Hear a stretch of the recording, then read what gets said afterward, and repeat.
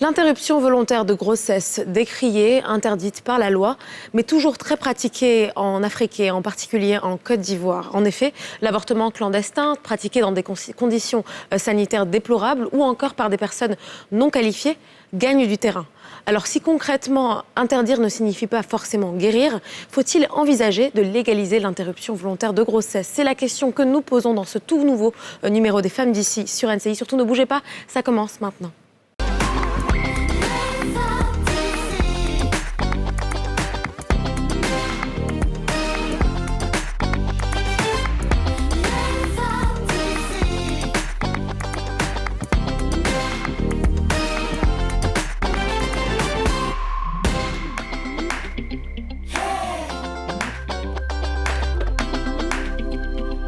Bonjour et bienvenue dans un tout nouveau numéro des Femmes d'ici sur NCI, votre rendez-vous 100% féminin et 100% franc-parler. Bonjour les filles, comment ça va? Bonjour. Ça va? Lydia, ça va? Très bien. En forme? Ouais, ça va. Alors aujourd'hui, on parle d'un sujet assez sensible, comme Aurélie le dit toujours. Mais là, cette fois-ci, c'est vraiment sensible. Très sensible. On parle de l'avortement et l'avortement. Quand tu entends avortement, même, tu sais que c'est quelque chose qui est mal. Parce qu'on a grandi dans ça, c'est vraiment pas bien. Mais aujourd'hui, les gens ont tendance à dire qu'il faut peut-être légaliser l'avortement parce qu'on assiste à des enfants qui naissent, qui se retrouvent en pouponnière, qui se retrouvent dans les orphelinats. Et si on légalisait, peut-être que ça se ferait un peu mieux parce qu'aujourd'hui, il y a les avortements clandestins et tout. Donc, est-ce que vous pensez qu'il faut légaliser l'avortement? Alors, Tu veux y aller en premier? bon, je plonge. Est-ce qu'il faut légaliser l'avortement? De toute façon, l'avortement est pratiqué tous les jours. On sait, il y a des chiffres qui démontrent que de façon clandestine, les avortements sont faits à longueur de journée. Donc, s'il faut que ce soit médicalisé, accompagné, suivi, je dirais oui. C'est vrai qu'il y a des considérations religieuses qui font que, effectivement, si on peut ne pas en arriver là, c'est mieux. Mais bon, déjà, en cas de viol, c'est déjà accepté de se faire enlever une grossesse. Mais je pense quand même qu'il faut privilégier l'éducation sexuelle. Entièrement d'accord, il faut privilégier l'éducation sexuelle pour éviter au maximum de se faire avorter. Après, je ne juge pas les personnes, les filles, enfin les femmes qui le font, parce que qui sommes-nous pour juger? Est-ce qu'on sait ce qu'elles ont vécu dans leur vie, dans leur passé, et pourquoi elles sont tombées enceintes? C'est vrai que on favorise la vie, c'est le plus important, la vie, etc. Mais il faut trouver, comme on dit, un juste milieu, un juste équilibre à la chose. Et effectivement, pour ceux qui... des avortements clandestins se font de plus en plus au détriment de la vie de certaines femmes. Donc, c'est de trouver le juste milieu. Alors moi, personnellement, déjà, je ne suis pas là pour prescrire, mais mon avis sur la question, il est très tranché pour le coup. Je suis totalement pour l'avortement volontaire, enfin l'interruption volontaire de grossesse. Pourquoi? Parce que j'estime que ce type de décision n'est jamais prise à la légère. On peut dire ce qu'on veut. Je pense qu'aucune femme est insensible face à l'idée d'avoir un fœtus qui grandit en elle et ne décide pas de ce type de procédure sans avoir pensé à ce que ça signifie pour elle. Signifie pour elle surtout. Alors déjà, j'estime que c'est un choix personnel, que je comprends tout à fait, et qui peut être motivé par différentes choses qu'on ne peut pas forcément comprendre. C'est pas que quand on est dans des conditions extrêmes, qu'on a 14 ans ou, je sais pas, qu'on n'a pas d'argent, qu'on devrait être autorisé à avorter. Je pense que c'est toujours justifié et justifiable. Franchement, c'est vraiment mitigé. C'est vraiment compliqué. Et j'avoue que moi, je pense qu'effectivement, c'est au cas par cas. Je pense que peut-être qu'il faut légaliser, mais vraiment, quand on va légaliser, si ça doit être légalisé, c'est vraiment dans des conditions... Il faut vraiment réunir beaucoup de conditions avant de le faire. Parce que sinon, aussi, d'un côté, quand on légalise, on a l'impression que les gens peuvent se dire, bon, OK, il n'y a pas de souci, je peux finalement aller, je peux faire ce que je veux. Et puis, parce que je sais que l'avortement est légalisé, tu vois, ça peut aussi faire une sorte de carte blanche en même temps. Donc, peut-être qu'il faut légaliser parce qu'il y a des personnes qui sont vraiment dans le besoin, qui ont vraiment envie d'avorter, parce que c'est ce qu'il faut, mais il faut réunir certaines conditions, sinon ça sera un laisser-aller. Ça, c'est mon avis. Alors, comme tous les jours, on vous a posé la question, est-ce qu'il faut légaliser l'avortement? On écoute certaines de vos réponses. Je suis contre la légalisation. Je suis contre la légalisation parce que, à mon avis, c'est un crime. Parce que la personne même qui ose légaliser cela va se mettre en deux que si c'était légalisé, même si ce n'était pas légalisé, que sa mère ou bien son père avait voulu comment on appelle ça, qu'on avorte, que sa femme avorte, bon, il n'allait pas être là aujourd'hui. Donc, moi, chez moi, à mon avis, c'est un crime. C'est un crime, on ne peut pas légaliser ça. Je suis contre cela. Je suis contre cela. Parce que bibliquement parlant, c'est pas de Dieu. Donc je suis contre cela. Je suis contre l'avortement. Pour moi, la vie est sacrée. Donc une femme qui fait l'avortement, elle est passive d'emprisonnement. Parce que la loi ivoirienne même punit ça. Donc l'avortement, pour moi, n'est pas une bonne chose. Wow. Bon, tout le monde est contre. Évidemment, personne ne va. Je pense qu'il y a beaucoup d'hypocrisie derrière aussi. Exactement, C'est ce que je crois. Après, comme on l'a dit tout à l'heure, il faut éviter au maximum d'en arriver là. Et qu'est-ce qu'il faut faire, c'est éduquer la jeune fille pour éviter d'avoir des rapports sexuels non désirés. Ouais. C'est éduquer, c'est tout un ensemble de choses. Protéger voilà, des rapports sexuels non désirés, enfin non désirés, non protégés, autant pour moi. Parce que c'est vraiment c'est quelque chose qui est quand même assez lourd comme décision d'enlever une vie. Et même si tu estimes, Anan, et tu es tout à fait d'accord, la décision n'est forcément pas prise à la légère, mais ça reste quand même quelque chose. Je pense qu'il y a un impact, c'est clair. Il y a un impact et il faut éviter au maximum. Oui, et puis c'est clair qu'il faudrait. L'impact est psychologique. Et si une femme va avorter clandestinement, elle a forcément des séquelles psychologiques, alors que si c'est fait dans un cadre médical, je pense qu'il y a un suivi aussi pour prendre en compte ses émotions, ce qu'elle ressent, etc. Je suis absolument d'accord. Et puis en fait, si tu légalises finalement, tu permets aussi déjà d'avoir un suivi médical, comme tu viens de le dire déjà, mais aussi peut-être d'avoir un accompagnement psychologique, de subir les choses d'une manière un peu différente. Et moins peut-être le blâme et le jugement de la société tel qu'il existe aujourd'hui. Moi, je pense que le problème, en fait, réside surtout dans nos cultures et dans les religions. Oui, parce que comme le gars, il a dit, bibliquement, même islamiquement, donc ce sera vraiment difficile pour les gens de passer cette barrière-là. Et pas dans nos valeurs. Et c'est vrai que je pense que c'est difficile on dit que c'est difficile pour certaines personnes d'aller avorter, mais il y a des personnes, franchement, tu as l'impression que c'est un plaisir, quoi. Justement, c'est ça, il y a des personnes... Oui, si. On voit plein de témoignages sur les réseaux sociaux. On voit tous les médecins qui parlent de ça, où il y a des gens les filles viennent le voir pour dire ça, la foule, et si ça, on va gérer ça rapidement. Oui. Tu vois, donc il y a des personnes pour qui c'est un plaisir. Est-ce que c'est pas plus l'exception que la règle? Peut-être, mais bon, je sais pas. Il y a un gros... Parce que quelque part, c'est quelque chose que on sait qu'il y a des risques, même aux avortements répétés, ça peut avoir des impacts sur la fertilité, un impact sur la fertilité, donc je suis pas sûre que tout le monde... Il y a cette histoire que j'ai lue où la femme, la dame, c'est sa fille qui était son fonds de commerce, comme on va dire, donc c'est sa fille qui avait les gars et tout, et elle a dit publiquement à la radio que c'est sa maman qui fait l'avortement. Elle dit va et puis on fait tranquille avec les médicaments traditionnels. Tu vois, pour dire que pour cette fille-là, c'est rien en fait. Oui. Pas pour elle, peut-être pour sa mère. Pour sa mère, depuis la base. Oui, effectivement, il faut éduquer les enfants à avoir des comportements sexuels responsables. Exactement. Écoutez les filles, on peut continuer à blablater entre nous, mais on va quand même le faire plutôt avec des expertes ou du moins des personnes qui s'intéressent beaucoup à la question. On va les accueillir tout de suite en plateau. J'ai nommé Karel Laetitia Goli, juriste, activiste des droits humains, qui va nous rejoindre tout de suite en plateau. Nous avons également aujourd'hui Véronique Aoussi, présidente de l'ONG Grain d'Espoir, et Laetitia Paranza, secrétaire générale de l'ONG Grain d'Espoir. Bonjour. Bonjour à toutes les trois. Vous allez bien? Un plateau rempli de femmes. Ouais. Toutes rayonnantes. C'est ça, c'est vraiment exclusivement féminin aujourd'hui. C'est ça même, voilà. 100% féminin. C'est important. Alors ici, on va parler de l'avortement. On va parler de l'avortement, s'il faut légaliser l'avortement, tout ce que ça comporte. Mais avant, je propose qu'on regarde ensemble ce reportage sur l'avortement volontaire. Et ensuite, on revient pour le débrief. On regarde. La pratique de l'interruption volontaire de grossesse est monnaie courante dans le monde entier, mais proscrite dans certains pays comme la Côte d'Ivoire. Ces interdictions légales n'arrêtent pourtant pas la progression considérable de ce phénomène, de plus en plus clandestin. Si certaines pratiquent l'avortement en raison des études, de l'honneur de la famille ou parce qu'elles ne sont pas prêtes à être mères, d'autres sont contraintes de le faire lorsque leur vie est en jeu après diagnostic médical. En 2018, Performance Monitoring and Accountability 2020 publie les résultats d'une enquête qui estime entre 209 000 et 288 000 avortements par an sur le territoire ivoirien. Le ratio de mortalité maternelle en Côte d'Ivoire est quant à lui compris entre 502 et 944 décès pour 100 000 naissances vivantes, décès probablement liés aux avortements à haut risque.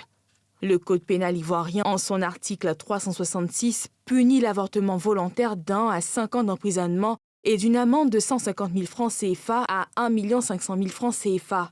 Selon l'OMS, entre 2015 et 2019, le monde entier a enregistré une moyenne annuelle de 73,3 millions d'avortements provoqués, sécurisés ou non. Alors, mesdames, on l'a entendu dans ce reportage, depuis 2019, le cadre légal autour de l'avortement a évolué, mais l'interruption volontaire de grossesse reste condamnée, reste interdite en Côte d'Ivoire. Alors, je sais que vous n'avez pas toutes les mêmes avis, le même avis sur la question pour ou contre l'interruption volontaire de grossesse. J'ai envie d'entendre peut-être vous, parce qu'on sait que vous êtes plutôt pour. Karel, quelles sont pour vous les raisons pour lesquelles il faut donner le droit et il faut légaliser l'avortement volontaire? C'est difficile, c'est vrai, d'être dans cette position, mais pour moi, il y a quand même une liberté, un choix qui doit être donné à la femme quant à cette question. Après, on juge beaucoup sur les raisons. Est-ce que c'est bon, est-ce que c'est moral, religieusement? Mais on est qui, en fait, pour décider des raisons d'une personne qui doit subir un état physiologique, psychologique, pénal, enfin tout ça. Et pourquoi aujourd'hui l'avortement est si pratiqué, même quand c'est illégal, même quand c'est dangereux. Vous voyez, il y a quelque chose en fait, c'est dangereux, mais elles font. Quand même. Donc il y a quelque chose dedans qu'on doit déceler. Il n'y a même plus de peur. Ça veut dire que qu'on le veuille ou pas, les femmes vont le faire, si elles veulent le faire. Et pour moi, aujourd'hui, ce n'est pas l'avortement que je défends, c'est le droit de choisir et d'accompagner ces femmes-là pour ne pas aussi que la vie qu'on défend chez l'enfant, on la perde chez la mère, en fait. Et c'est un peu ça ma raison. Et vous, pourquoi est-ce que vous pensez qu'il ne faut pas légaliser l'avortement? Alors, l'avortement, c'est l'interruption volontaire, exactement. Voilà, d'une grossesse. Et pour moi, une grossesse, ça fait effet directement sur... ça veut dire qu'on a un enfant. Lorsqu'on porte un enfant, il y a une fécondation. Et lorsqu'il y a une fécondation, c'est une vie, en fait, qu'on porte dans notre ventre. On ne peut pas porter une vie et décider de l'abréger parce que nous n'avons pas pris les bonnes décisions dès le départ, les précautions qu'il fallait. Donc, pour moi, l'avortement est à proscrire parce que le choix de vivre ne doit pas être fait par une tierce personne, même si c'est la mère porteuse, en fait. Donc, oui, tout à fait. Tout à fait. Donc, tout simplement, l'avortement est directement à proscrire. Vous pensez pareil parce que vous partagez le même avis. Vous êtes dans la même ONG. Hein. Oui. Vous parlez de vie, justement. Et il y a ce débat de savoir si un fœtus est une vie en soi. Est-ce que vous avez cet avis-là du fœtus qui est une vie avant même de naître? Est-ce que l'enfant naît? Justement, juridiquement, même il y a ce débat-là encore, ça fait jurisprudence. Qu'est-ce que vous pensez de cette question? À mon avis, lorsqu'il y a fécondation entre un ovule et un spermatozoïde, on a tout de suite le fœtus qui a un ADN qui tout de suite est une vie humaine, qui va évoluer étape par étape. Du moment qu'il y a fécondation, il y a une vie qui est déjà là. Alors, on sait qu'encore une fois, il y a une définition qui varie, oui, tout à fait. que ce soit légalement, sociologiquement, en termes de morale et tout ce que vous voulez. La définition juridique est différente. Est-ce que vous pouvez nous donner un petit peu plus, peut-être, votre conception de la vie du fœtus? Est-ce qu'elle existe? Madame l'a dit, il y a encore débat. Ouais. Sur la vie même au niveau juridique. Il y en a qui prennent des avis médicaux pour dire que c'est quand le cœur bat, c'est quand... Mais vous savez, même quand un enfant est né et qu'il meurt quelques heures plus tard, le droit se demande, c'est vrai qu'il est né vivant, mais est-ce qu'il est né viable? C'est-à-dire encore, on se demande, est-ce que cette vie-là même, elle vaut quelque chose pour pouvoir exister sur la terre, pour pouvoir hériter, pour pouvoir avoir en fait tout ce qui est avantage lié à la vie. Donc, c'est-à-dire que même quand on constate un enfant, tout le monde l'a vu et tout, on se dit, mais tiens, est-ce qu'il est viable? Donc, pourquoi in utero, on décide déjà qu'il y a une vie? Alors même quand il y a une vie qu'on voit, voilà. Et c'est ce même droit-là qui refuse à un enfant qui naît la vie sous certaines conditions, qui nous dit aujourd'hui qu'il y a une vie que vous ne devez pas tuer. Pour moi, c'est beaucoup dur. Oui, mais si on veut rester sur le côté droit et tout, légal et tout ça, voilà, même au niveau du droit, on a droit à la vie à partir de, je sais pas, un mois et demi. Donc, dire qu'un enfant qui naît et qui meurt après quelques heures et même, on se demande s'il était viable, mais ce même droit dit que ce fœtus-là, cet embryon, à un mois déjà, est considéré comme un être humain qui a le droit à la vie. Donc, ce sont des questions vraiment mitigées. Pour enrichir aussi ce qu'elle dit, en fait, on ne peut pas décider à la place de quelqu'un, comme elle a dit tout à l'heure. Fait le choix d'avorter, c'est un choix personnel. Mais en même temps, je crois que le droit aussi doit être attribué à l'enfant qui est à l'intérieur de la femme. Il a le choix, il a, comment on appelle ça, le droit de vivre. Le droit de vivre, en fait. Il a le droit de vivre. Et nous ne sommes personne pour décider d'abréger sa vie à lui. Même si nous sommes la mère, on n'a pas le droit d'abréger la vie de quelqu'un. C'est considéré comme un meurtre. Bon, même si on se dit que si cet enfant la vient au monde, il va souffrir parce que la maman n'a pas les moyens. C'est toujours limité. On n'est pas sûr de ce qui va arriver. On ne sait pas ce qui va arriver. C'est toujours limité. Aujourd'hui, il y a des foyers d'adoption. Il y a beaucoup de choses qui rentrent en... Il y a des orphelinats. Il y a beaucoup de choses qui rentrent en compte. La mère ne se sent pas prête à avoir un enfant. Mais dans ce cas, elle ne commet pas d'acte sexuel. Alors, tout simplement. Mais si on considère que c'est arrivé et qu'elle a constaté qu'elle est enceinte, cependant, elle n'est pas prête à avoir un enfant. Pourquoi? On va lui poser la question de savoir pourquoi elle ne veut pas être mère. Elle va nous donner ses raisons. Il y a forcément une raison qui nous anime à ne pas être mère. N'est-ce pas? D'accord. Ces raisons sont propres à elle. Elle, tout ce qu'elle souhaite, c'est de ne pas poursuivre cette grossesse-là, de ne pas avoir cet enfant. On va lui poser la question de savoir. Qu'elle n'a pas le droit. Non, c'est pas ce qu'on dit. C'est pas ce qu'on dit. Toute personne, toute femme, normalement, dans la vie, dans nos coutumes, dans la société, toute femme aspire à être mère. Normalement. Généralement. En général, voilà. Généralement, toute femme aspire à être mère. Si elle a décidé d'avoir des rapports sexuels volontaires, je ne parle pas de cas de viol, je parle pas de... Elle est consciente que quand on commet un acte sexuel volontaire, la conséquence, c'est la grossesse. Tout le monde est conscient de ça.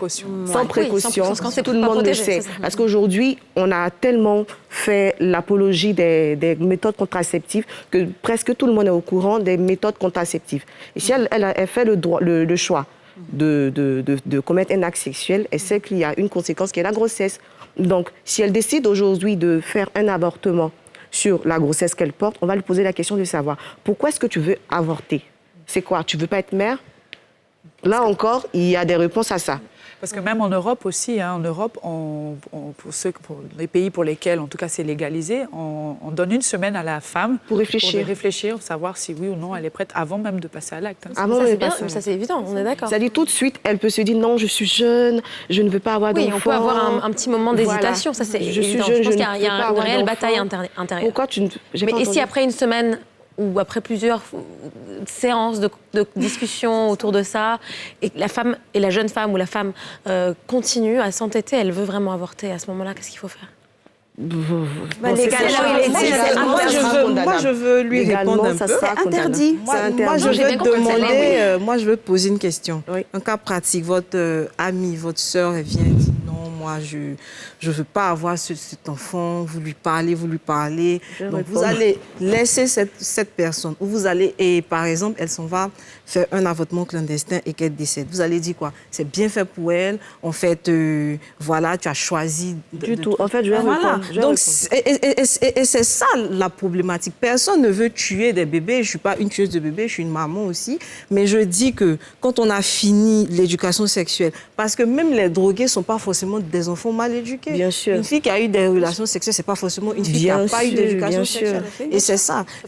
Voilà, on a tout fait, on a épuisé, on lui a donné une semaine, on lui a dit qu'on va s'occuper et elle vient et dit que non, je ne veux pas être maman. C'est là que se pose le problème. Moi, je vais poser la question de savoir... la vie, de lui imposer une vie où on choisit aussi sa vie à elle.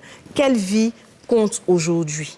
Alors, c'est la question. La question, je vais lui poser si une amie vient me voir aujourd'hui, elle me dit ah Véronique, je ne veux pas avoir d'enfant, je lui poserai la question d'abord, mais pourquoi tu allais faire ce que tu devais pas faire?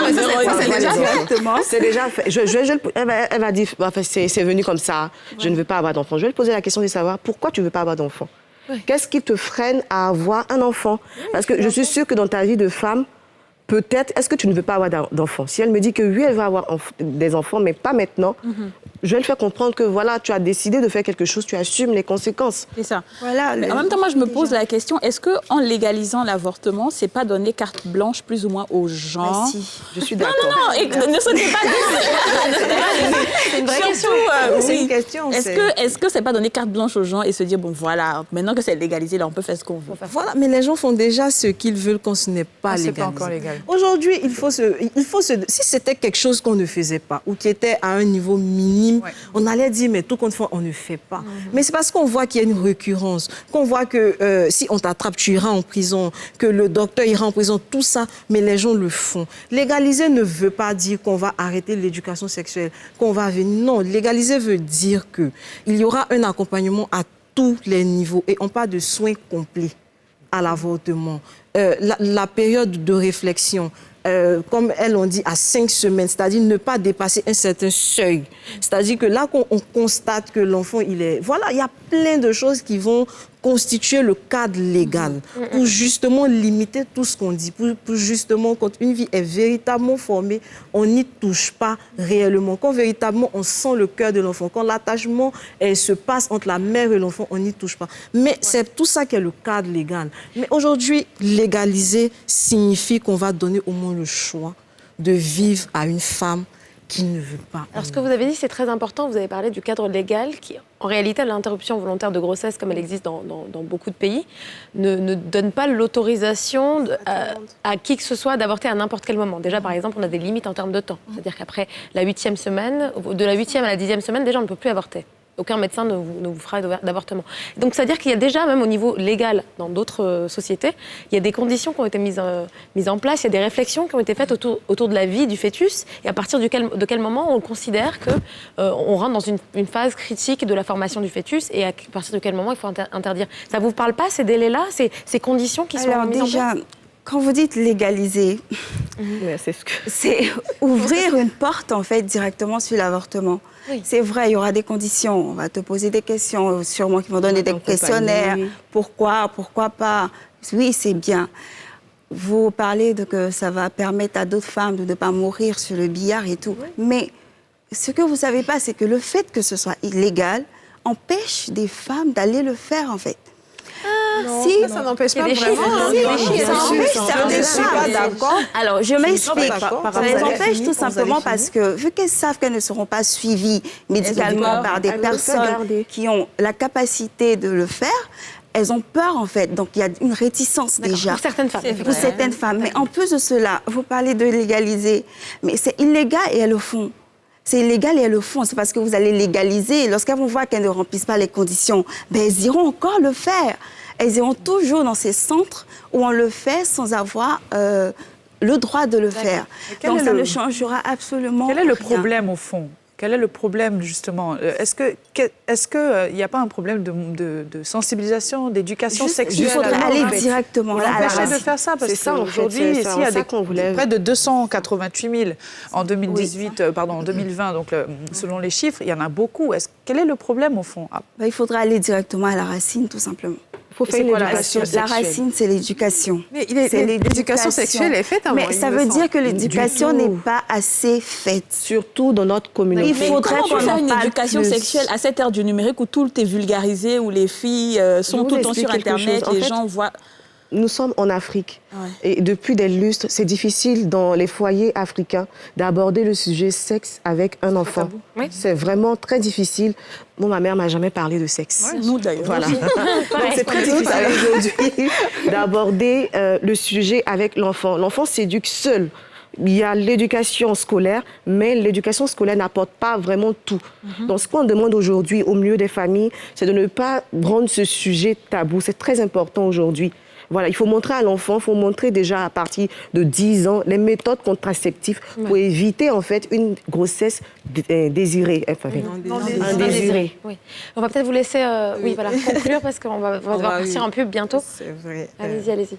J'aime bien le débat sur c'est parce que c'est pas légal et tout. Est-ce que vous savez que jusqu'en 2019, la dot était illégale en Côte d'Ivoire? Qui n'a pas fait de dot? Combien même c'était illégal? Là, la dot était illégale.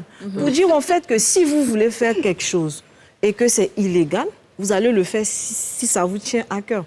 Parce qu'elle dit que c'est parce que c'est illégal que certaines femmes ne le font pas. C'est pas Je vais poser une question. Quand c'est illégal, ça veut dire qu'on met en prison pour ça? Oui, on mettait en prison pour la dot. La dot était illégale pendant 5 ans, 4 ans et j'ai fait une étude là-dessus. J'ai posé des questions. Il y en a qui m'ont dit qu'ils viennent me mettre en prison. Il y a des députés qui ont fait la dot et ce sont des législateurs. Ça, c'est des coutumes après. Mais c'est vrai que la loi est influencée par les coutumes. Non, je suis toujours dans votre logique. Moi, je vais dans le légal, en fait, pour dire que c'est une coutume, mais une loi n'est pas forcément juste. Non, bien sûr, une coutume. Et les lois évoluent surtout. Voilà, ça évolue. Pour dire aussi que l'illégalité d'une pratique ne fonde pas sa légitimité ou ne va pas décourager celle qui s'y adonne. L'éducation sexuelle, oui, il faut la faire. On est d'accord, nous, on est tous d'accord, on est tous actrices pour cela.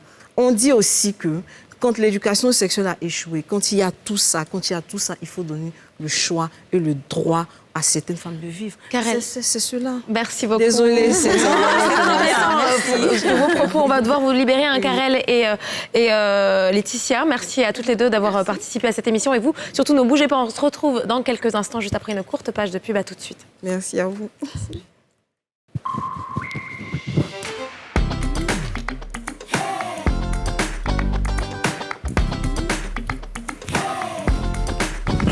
Bienvenue, si vous venez de nous prendre en cours, vous êtes sur NCI dans votre émission préférée, Les Femmes d'ici. Et aujourd'hui, on continue de parler de l'avortement. Faut-il légaliser l'avortement? Nous sommes toujours en compagnie de Véronique Aoussi, présidente de l'ONG Grain d'Espoir.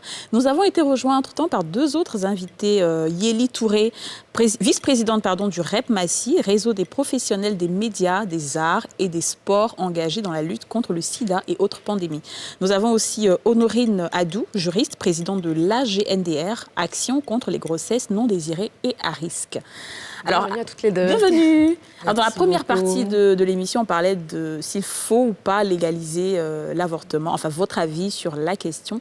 Véronique, elle est contre la légalisation de l'avortement, mais j'aimerais bien vous entendre sur, sur et la vos question. raisons. Ok, je crois qu'avant de répondre à cette question, il faut dire que il faut situer le contexte d'abord. C'est-à-dire qu'il faut qu'on ait un état des lieux de la situation de l'avortement en Côte d'Ivoire. Et je crois que quand on voit l'état des lieux, qui nous dit qu'au niveau des décès maternels, on a un taux de 645 décès pour 100 000 naissances vivantes. Et sur ce taux-là, 18% représentent les avortements clandestins. Et à côté de ça, en Côte d'Ivoire, bien que la loi ne le permette pas, il y a 288 000 avortements par an. Je crois que quand on finit de voir ça, il n'y a plus à discuter. Il faut permettre à toute femme qui a envie de faire l'avortement de le faire. Oh. Honorine? Merci beaucoup de me donner la parole. Vu l'exposé de Yéli, et en tant que juriste, je dirais oui, l'avortement doit être autorisé. Parce que c'est un droit humain. Donc, l'avortement doit être autorisé pour que les femmes puissent jouir de ce droit-là. C'est un droit et le protocole de Maputo autorise que les États qui ont ratifié cette convention-là puissent permettre, c'est-à-dire que les États qui ont ratifié cette convention puissent autoriser les femmes à bénéficier de l'avortement médicalisé, d'où l'avortement sécurisé. Lorsqu'elles sont agressées, c'est-à-dire qu'en cas d'agression sexuelle, en cas de viol, en cas d'inceste, lorsque la santé de la femme est gravement en danger, lorsque la santé mentale de la femme est en danger, et Tout ça, il faut, lorsque le fœtus aussi il y a malformation du fœtus, il faut l'autoriser.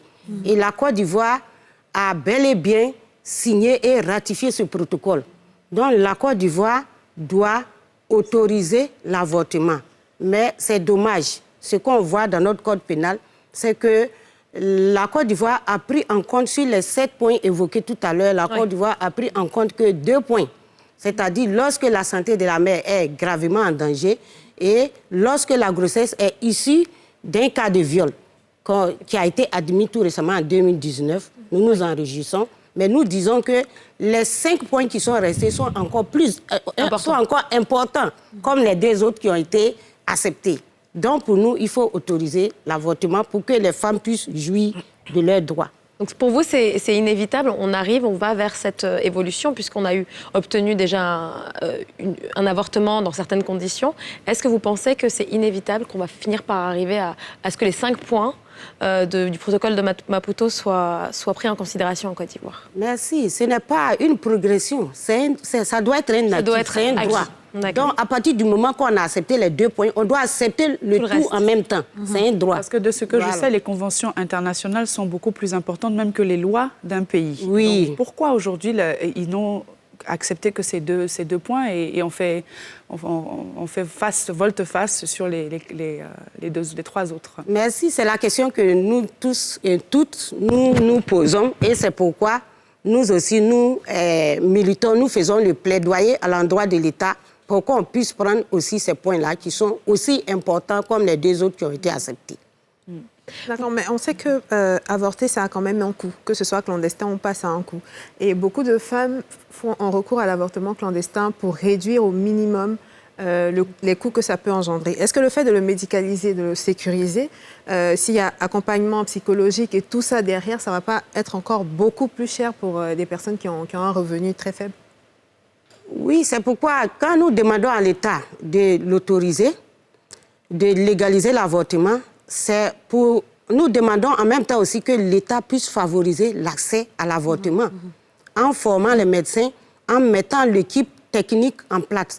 C'est-à-dire qu'il faut disposer nos hôpitaux de tout le matériel qu'il faut, former les médecins aussi à la pratique pour sécuriser cette vie-là et puis favoriser, pour permettre aussi à ces personnes-là de pouvoir rentrer dans leurs droits. Tout à l'heure, vous avez parlé de droit, alors que l'une des raisons que Véronique évoquait, c'est que le fœtus aussi a un droit.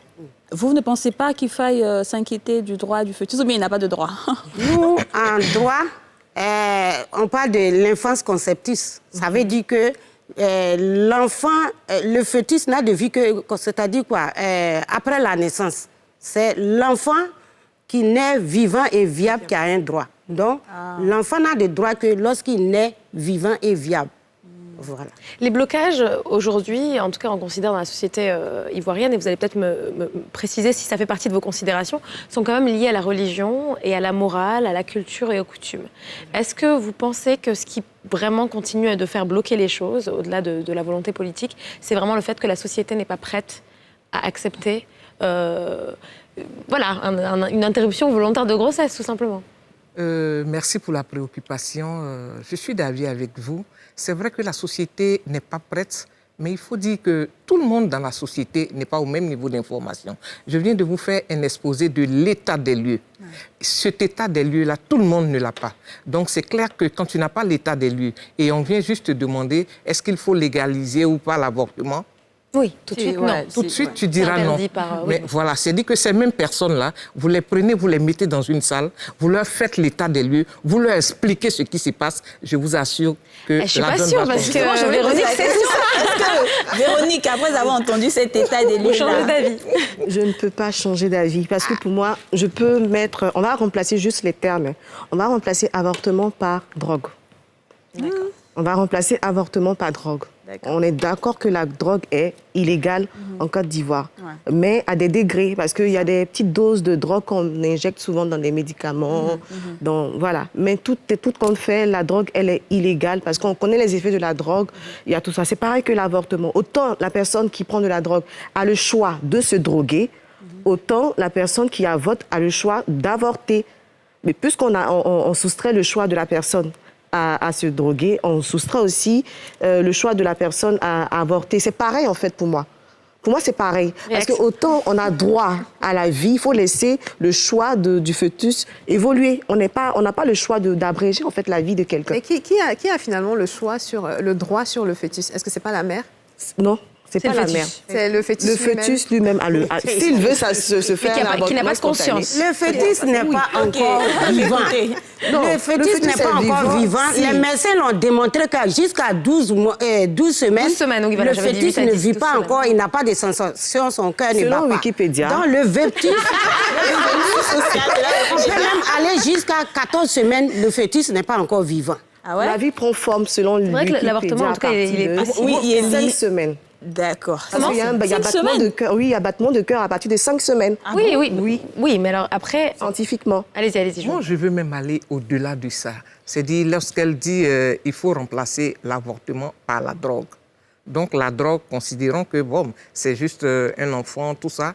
Mais le problème avec l'avortement, c'est-à-dire, tant que ce n'est pas légalisé, tant que ce n'est pas sécurisé, on n'a même pas la certitude qu'en prenant les produits, c'est seulement l'enfant qui va décider. C'est ça le risque. C'est-à-dire, tant que l'avortement est clandestin, on a le risque de perdre 2 vies, et la mère et l'enfant. Alors quand on a l'avantage d'aller vers l'avortement sécurisé, vers l'avortement légalisé, qui est pratiqué par des spécialistes, qui est pratiqué par des sages-femmes, c'est sûr que c'est juste le fœtus qui sera retiré. On a l'avantage d'avoir la mère vivante. Mais elle a dit qu'il ne faut même pas faire du tout. Ce n'est pas une affaire de clandestin ou pas. Et il faut juste en fait, ce que nous on défend, en fait, pourquoi on est arrivé là, en fait? Pourquoi arriver à une étape où on est enceinte d'une grossesse qu'on ne désire pas? C'est pour ça qu'on tape sur l'éducation sexuelle. Je pense que si on éduque beaucoup les foyers, si on éduque beaucoup le niveau scolaire, on n'aura pas beaucoup de problèmes. Il y aura toujours, c'est clair qu'il y aura toujours des personnes qui le feront de manière clandestine.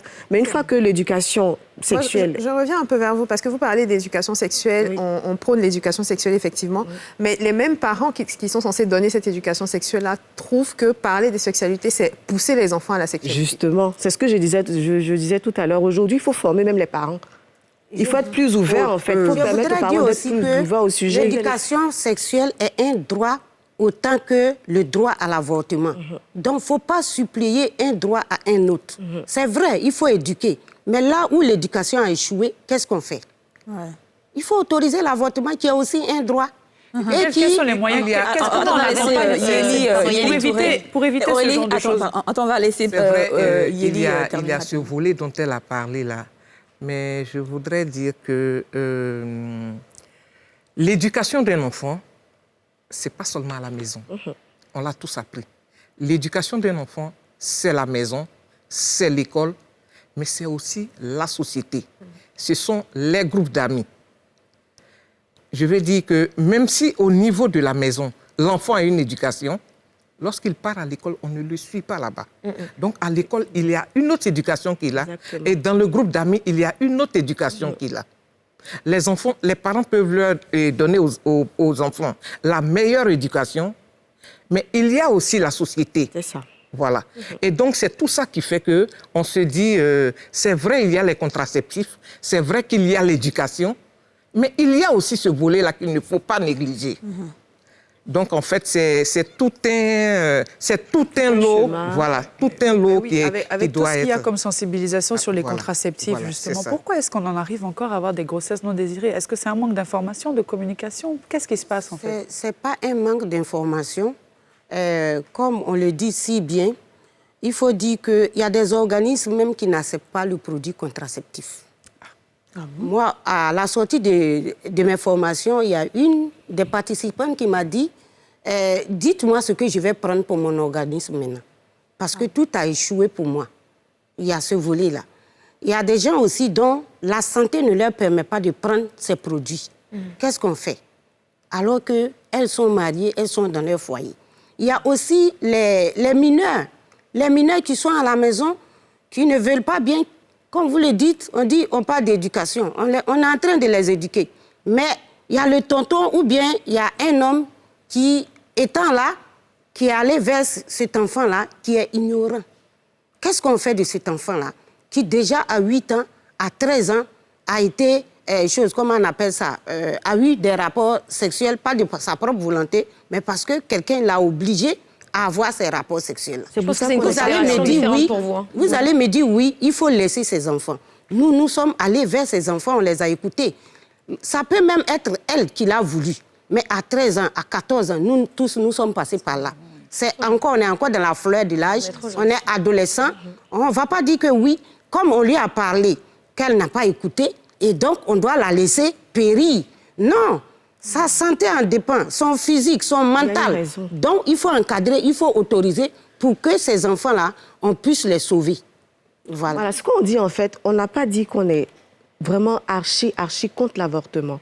On défend le fait d'avorter de manière volontaire sans vraiment une raison médicale. Voilà, ta vie n'est pas en danger. Tu as décidé de manière consciente d'avoir des rapports sexuels. La conséquence, c'est une grossesse. Mais toi, tu ne veux pas être maman, donc tu ne fais pas de rapports sexuels. Madame, je suis désolée. Vous utilisez des moyens contraceptifs pour éviter de tomber enceinte. Mais c'est ce que j'ai dit. On peut prendre des produits contraceptifs et ça a échoué. Il y a beaucoup d'exemples. Un enfant qui est né avec le stérilet sur la tête. Sa maman, c'est... Voilà. Mais sa maman, c'est...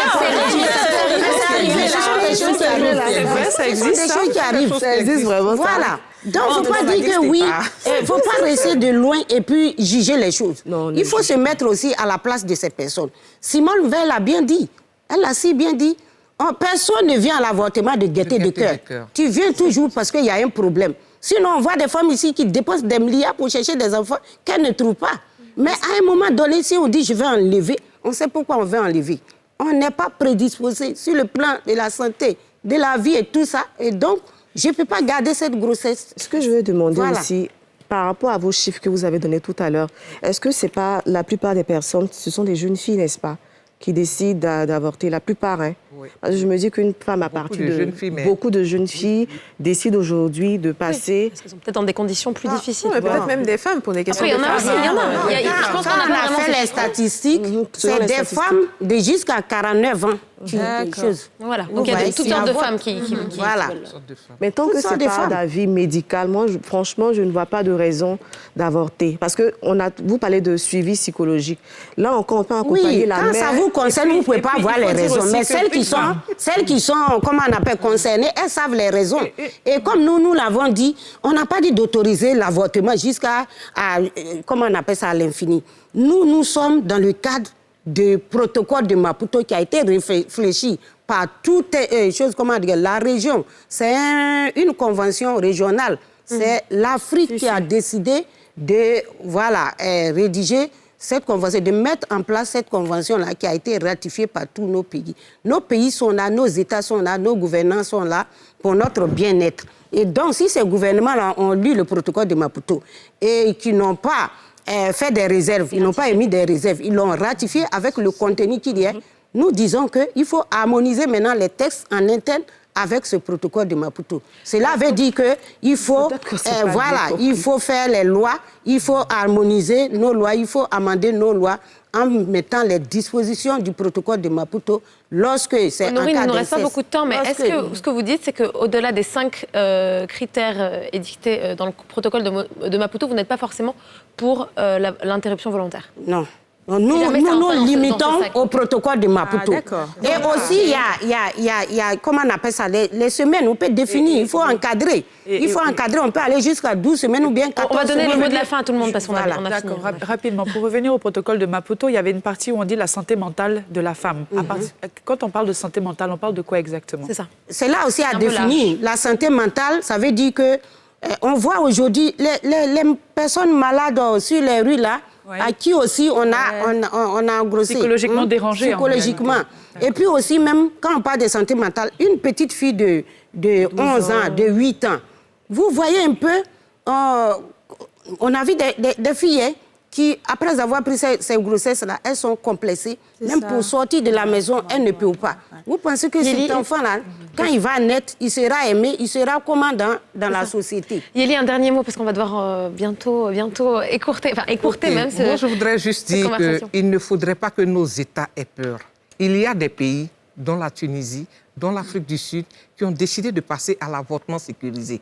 Mais cela ne veut pas pour autant dire que les avortements se font à tout va. Légaliser l'avortement, c'est mettre dans un cadre, c'est baliser. Donc c'est d'ailleurs ce qu'il faut conseiller. Il ne faut pas en avoir peur. Vous êtes d'accord, Véronique, c'est bon? Mais non, je suis pas d'accord avec le mot légaliser. D'accord. Ce que je voudrais, bon, oui, un dernier mot. Mais ceux qui veulent l'avortement, c'est aussi leur choix. Et comme elle le dit pour compléter, pour dire qu'effectivement, on a vu que les pays qui favorisent l'accès à l'avortement, le taux d'avortement, donc le taux de mortalité maternelle a baissé. Donc, il ne faudrait pas qu'on dise que... Oui, on prend le cas de l'Afrique du Sud. Merci. 138 décès. On est obligé, on est obligé de vous couper. Oui. Ce que je veux dire pour conclure, on ne peut pas légaliser l'avortement, surtout en Afrique, en Côte d'Ivoire, parce qu'on connaît certainement la mentalité de nos jeunes filles. Ça sera considéré aujourd'hui comme un moyen de contraception. Donc, il ne faut pas le faire. D'accord, Véronique, on a...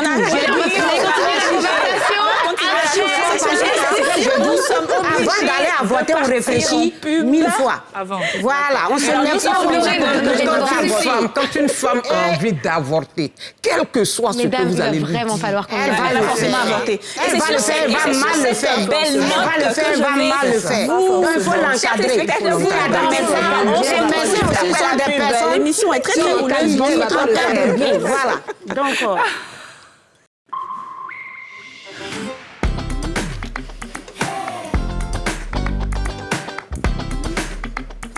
Bienvenue à vous si vous nous rejoignez sur le plateau des Femmes d'ici. Et puis si vous étiez avec nous depuis le début, j'espère que vous vous êtes remis de vos émotions après ce débat très houleux que l'on a eu. On va maintenant changer de registre, n'est-ce pas Aurélie? Et oui, on va redescendre un petit peu la pression en parlant de nos coups de cœur ou de nos coups de gueule sur l'actualité du moment. C'est dans le Ça crush ou ça clash tout de suite.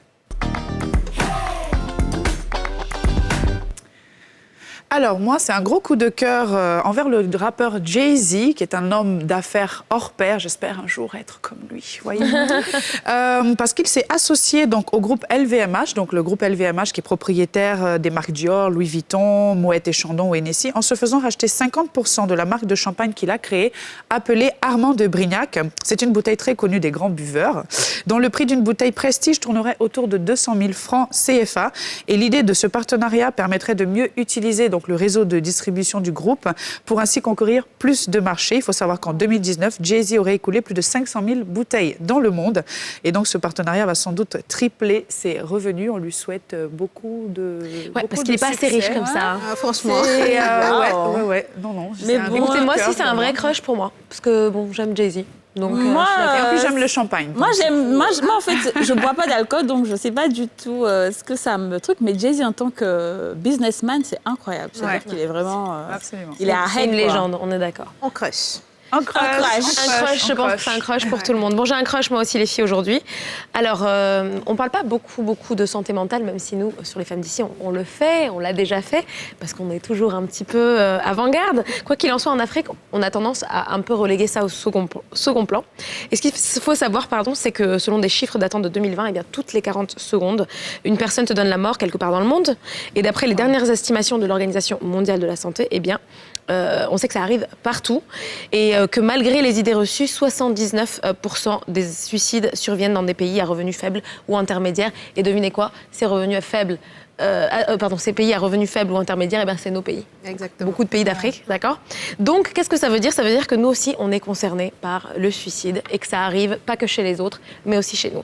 Et alors, du coup, mon crush en ce moment, c'est une militante justement pour la sensibilisation quant à la santé mentale et puis contre le suicide. C'est une jeune femme qui s'appelle Mylène Flika et qui est béninoise et qui en parle constamment sur les réseaux, fait aussi beaucoup de campagnes, même grassroots, c'est-à-dire sur le terrain.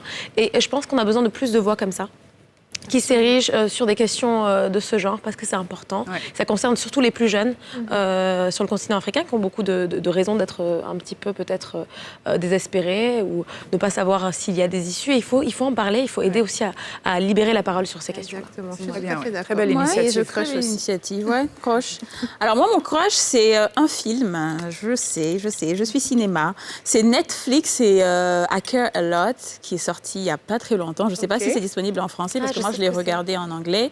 Le film, il est incroyable. C'est-à-dire vraiment de l'histoire, les jeux d'acteurs. Avec Rosamund Pike, c'est une très belle actrice qui a fait Gone Girl. Ouais. Et c'est l'histoire vraie psychopathe dans Gone Girl. Voilà, et elle est un peu psychopathe ici. J'ai l'impression que c'est son travail. C'est son travail. Et en fait, dans le film, elle se joue les gens qui s'occupent, qui aiment bien se soucier des autres. Du coup, en connivence avec des médecins et souvent des juges, pas forcément en connivence, mais le juge, il est peut-être devant les faits.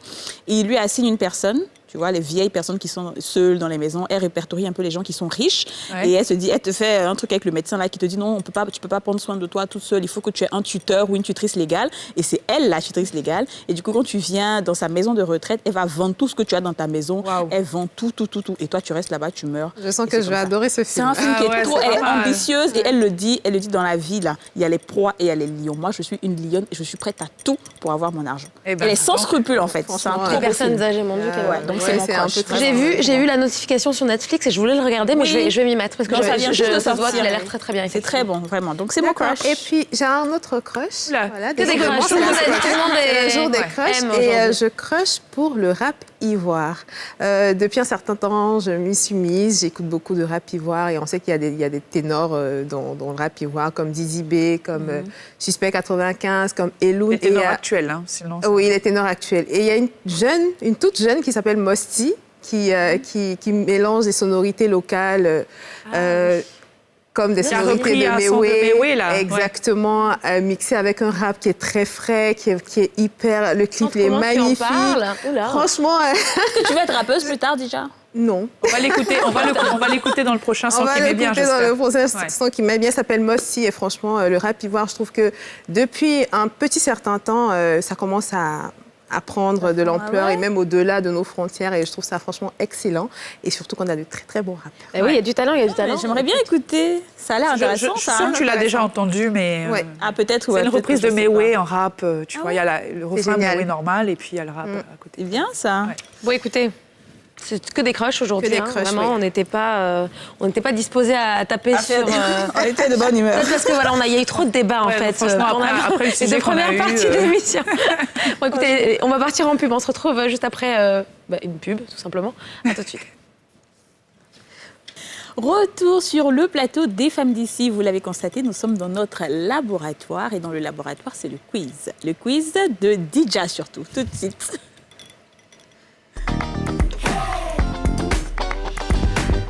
Alors oui, mesdames, je vous ai préparé un petit quiz, tout petit, sur ce que vous savez de la lutte des femmes dans le monde.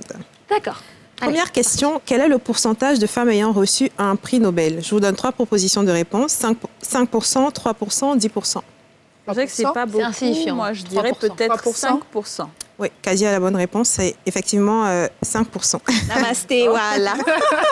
Alors, chaque année dans le monde, combien de femmes sont-elles mariées de force avant la majorité? 10 millions 15 millions ou 12 millions? Je dirais 12 millions. 12, mais vraiment, j'en ai aucune idée. C'est pour couper la poire en deux. Je dirais 12. 10 millions. 12 millions. 12 millions, d'accord. Ouais. Okay. Quel est le premier pays au monde à avoir imposé l'égalité salariale entre les hommes et les femmes? L'Islande, la Suède ou le Danemark? J'ai envie de dire la Suède. Le Danemark. Ou l'Islande. Le Danemark. Non, il faut choisir un. La Suède. C'est l'Islande, effectivement. Voilà, c'était le 1er janvier 2018. Ouais. Alors, qui a dit « Le monde qui vient devra s'habituer à la présence partout de nos filles, de vos filles » Leila Slimani, Virginie Despentes ou Christiane Taubira? Christiane Taubira, ouais. Aurélie était précise pour dire « ouais ». Excusez-moi. Quelle est à ce jour la seule réalisatrice à avoir déjà remporté la Palme d'Or au Festival de Cannes? Alors là, je vous regarde toutes les deux. La Palme d'Or? Oui, au Festival de Cannes. Attends, Ava DuVernay, Sofia Coppola ou Jeanne Campion? Je dirais Sofia Coppola. C'est... Non, Campion. Non, Coppola. Coppola. Mesdames, Coppola. Ah, non, c'est Campion. C'est Jeanne Campion. j'étais pas sûre. mais bref. Et c'était en 1993. D'accord. On poursuit. Qu'est-ce que le manifeste des 343 fraudeuses? Petit 1, la tribune des femmes ayant eu recours illégalement à la PMA. Une tribune de femmes ayant congelé leurs ovocytes à l'étranger. Une tribune de femmes en couple hétérosexuel ayant eu recours à une mère porteuse. Reprends les trois. Ovocytes à l'étranger. Qu'est-ce que le manifeste des 343 fraudeuses? Les fraudeuses. Ovocytes à l'étranger. Celle qui a eu recours à la PMA. La première D'accord, réponse. et toi? La troisième réponse. Alors, c'est la première. Une tribune de femmes ayant eu recours illégalement à la PMA. D'accord. ok. Voilà. OK. On poursuit. Combien de femmes sont-elles tuées par un proche chaque jour dans le monde? 150, 300 ou 137? 137. Je vais espérer que c'est pas aussi. Je dirais beaucoup 137 que pour c'est trancher. Moi, je pensais que c'était beaucoup plus que ça. hein. Ouais, c'est Beaucoup, vrai. beaucoup plus. 137. Oui. Ouais. Effectivement, en 137. moyenne, 137 femmes sont tuées par un proche, dont plus d'un tiers par un conjoint ou ex-conjoint chaque jour dans le monde. Eh ben, c'est pas rapporte rien quand l'ONU. même, hein. Voilà. Ouais, oui, c'est vrai. 137 Mais dans le monde. 137 fois 7 multiplié par 30 et par 12. Mais imagine Ça fait chaque beaucoup, jour. à l'année. Ouais. Et quelle femme a défini le concept d'intersectionnalité? Kimberly Crenshaw, Angela Davis ou Maya Angelou? Kimberly Crenshaw. Maya Angelou. Maya. Bah, je Maya Angelou, c'était une écrivaine. Angela Davis, c'était une activiste pour les droits des Noirs civils, donc je pense que c'est la première. Eh bien, c'est Kimberly Crenshaw qui a défini l'intersectionnalité dans un article de droit en 1989. D'accord. Voilà, je pense que vous êtes un petit peu calés sur les questions de la lutte des femmes, c'est bien. Il vaut mieux faire quand même. Oui, il faut mieux faire. Savoir. Exactement. On est censé savoir. Ouais. Surtout la honte pour le cinéma là. Coppola, elle a gagné quand même des prix. C'est pour ça que j'ai La Palme bugué d'Or. sur ça. La en fait. Palme C'est la d'Or. Palme Duvernay, elle a gagné Ça. des prix plein. Tu vois, la Palme d'Or. Mais bon, elle a On va pas faire le nos droit. exercices la prochaine c'est fois. ça. Ok. C'est bon. Merci beaucoup de nous avoir suivis. Je ne sais pas si c'était difficile pour vous, mais oui, pour nous, ça l'était. On se retrouve demain, même plateau, même heure. À bientôt. Bye.